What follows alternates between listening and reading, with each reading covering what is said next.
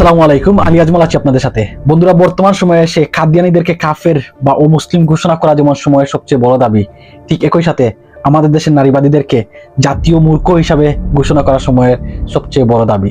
আপনি হয়তো বলতে পারেন, আমি তাদেরকে কিসের জন্য জাতীয় মূর্খ বলছি? তারা যেসব দাবি তুলে ধরেছেন সেই সব দাবি বিবেচনা করে আমি আপনাদেরকে প্রমাণ করব তারা কিসের জন্য জাতীয় মূর্খ। বাস্তবতা হচ্ছে, এসব নারীবাদীরা আমাদের সমাজে নারী পুরুষ একটি ইস্যু তৈরি করে বিভিন্ন দেশ থেকে আর্থিক সহযোগিতা নিয়ে আসছেন, যা হয়তো আমরা অনেকেই জানি না। বন্ধুরা, আপনাদের প্রতি আমার অনুরোধ থাকবে, আমার ভিডিও প্রথম থেকে শেষ পর্যন্ত দেখবেন এবং আপনারা বিবেচনা করবেন আমি কিসের জন্য তাদেরকে জাতীয় মূর্খ হিসাবে আখ্যা দিয়েছি। এই কমিশন অর্থাৎ নারী বিষয়ক সংস্কার কমিশন, এটি 2024 সালের নভেম্বর মাসে গঠিত হয়, যেটি অভ্যন্তরীণকালীন সরকারের অধীনে গঠিত 10 সদস্য নিয়ে গঠিত করা হয়েছে। এখন প্রশ্ন হচ্ছে, কাদের ইশারায় এসব গুটি কয়েক নারীবাদীরা প্রধান উপদেষ্টার কাছে এরকম অযৌক্তিক দাবি নিয়ে আসলেন? চলুন দেখে আসি এই কমিশনের সুপারিশ বা দাবিগুলো কি রয়েছে।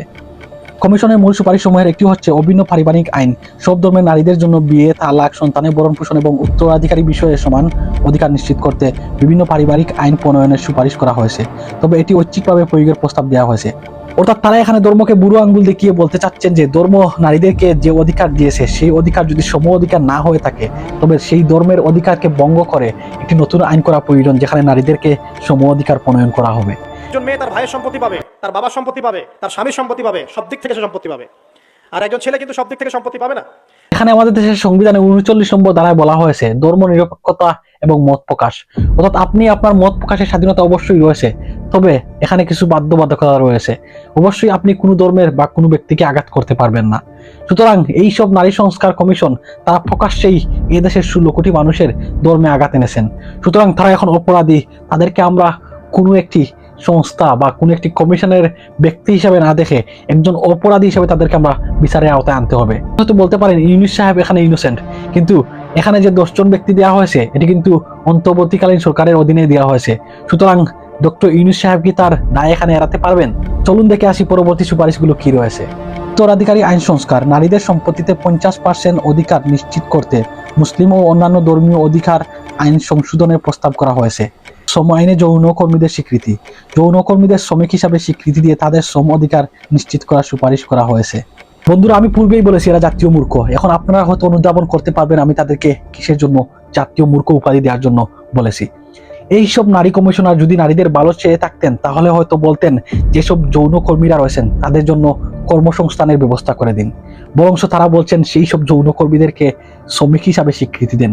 অর্থাৎ দেশকে খারাপ করার জন্য যা করা প্রয়োজন ঠিক সব কাজ করা হবে এবং তাদেরকে অধিকার দেওয়া হবে এবং তাদেরকে ভালো কাজের জন্য কখনো কোনো পদ দেওয়া হবে না।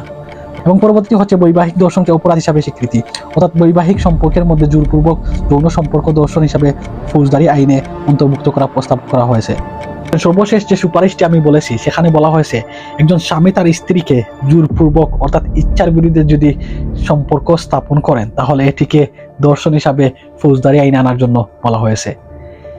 সরি টু সে, আমাকে এই উদাহরণটি আপনাদের সামনে উপস্থাপন করতে হবে।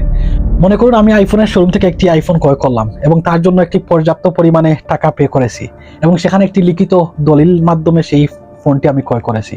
অর্থাৎ এই ফোনটি এখন আমার। এখন যদি আমি ননস্টপ এই ফোনটি ব্যবহার করি, তারপর যদি আইফোন কোম্পানি এসে বলে তুমি কিসের জন্য আইফোনকে 24 ঘন্টা ব্যবহার করেছো, তোমার এটি অধিকার নেই, তো যার জন্য তোমাকে অবশ্যই আইনের আওতায় আসতে হবে, এই বিষয়টি কি আপনার কাছে হাস্যকর মনে হয়?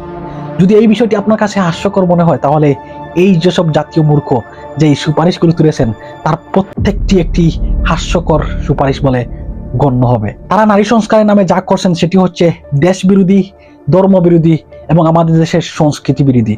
আপনি যদি প্রতিটি সুপারিশ লক্ষ্য করেন তাহলে দেখবেন তাদের সুপারিশগুলো মূলত আমাদের দেশের বিরুদ্ধে, আমাদের জাতির বিরুদ্ধে, আমাদের সংস্কৃতির বিরুদ্ধে এবং আমাদের ধর্মের বিরুদ্ধে। প্রতিশ্রুতি কিন্তু যে কেউই না রাখতে পারে, নারীও না রাখতে পারে, পুরুষও না রাখতে পারে, কিন্তু শুধুমাত্র পুরুষের শাস্তির বিধান করা হয়েছে এবং এখানে কিন্তু বিবাহিত অবিবাহিত কারো বিষয়ে আলাদা করে কিছু বলা হয়নি। এখন দেখা যেতে পারে যে একজন বিবাহিত নারী যিনি 2-3 সন্তানের মা, তিনিও দেখা যেতে পারে প্রতারণা করে আরেকজনের সাথে চলে গেছে, তারপরে বলবে আমাকে বিয়ের প্রলোভনে শারীরিক সম্পর্ক কেন করলো। এই বিষয়গুলি আমরা আদালতে তুলে ধরেছি। একটা শ্রেণীর হাতে আরেকটা শ্রেণীকে শোষণ করার হাতে শাস্তির বিধান রেখে আইনটি আমরা বাতিল চেয়েছি। এখন হয়তো আপনার মনে প্রশ্ন জাগতে পারে, তাহলে নারীদের নিরাপত্তা আপনি কিভাবে নিশ্চিত করবেন? কোনো নারীর সাথে যখন কোনো অন্যায় হবে, সেই নারী যদি সেই অন্যায়ের বিরুদ্ধে কমপ্লেন করেন, তখন হয়তো আপনি বলবেন আমি একমুখী বিচার করব না।